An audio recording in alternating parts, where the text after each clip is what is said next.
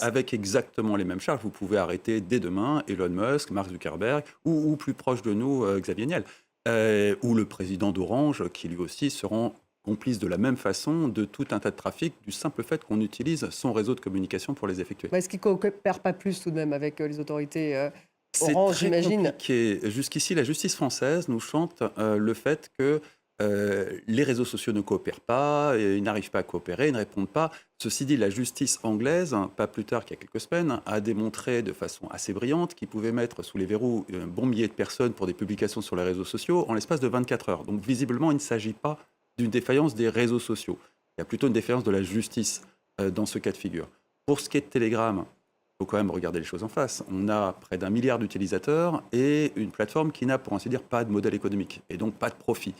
Donc réguler, modérer 1 milliard d'utilisateurs sans le moindre revenu, Facebook n'y arrive pas et ils ont des revenus colossaux. Mais est-ce qu'il essaye? Est-ce que ça ne fait pas partie de son discours Il y a justement à régulièrement, Dourov de dire non, je ne veux pas de modérateur, c'est la alors, liberté d'expression c'est absolue, c'est un etc. libertaire au même titre que Mark Zuckerberg, au même titre qu'Elon Musk, et il est pour les libertés individuelles, particulièrement la liberté d'expression, qui est quelque chose de très exogène à la logique française. La liberté d'expression, c'est quelque chose de flou en France, et pas tout à fait garanti.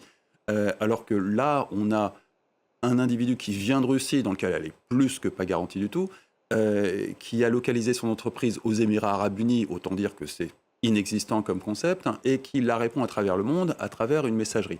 C'est plus exotique, on va dire, que Elon Musk, qui a le mérite d'être un citoyen américain qui répand la logique américaine de la démocratie.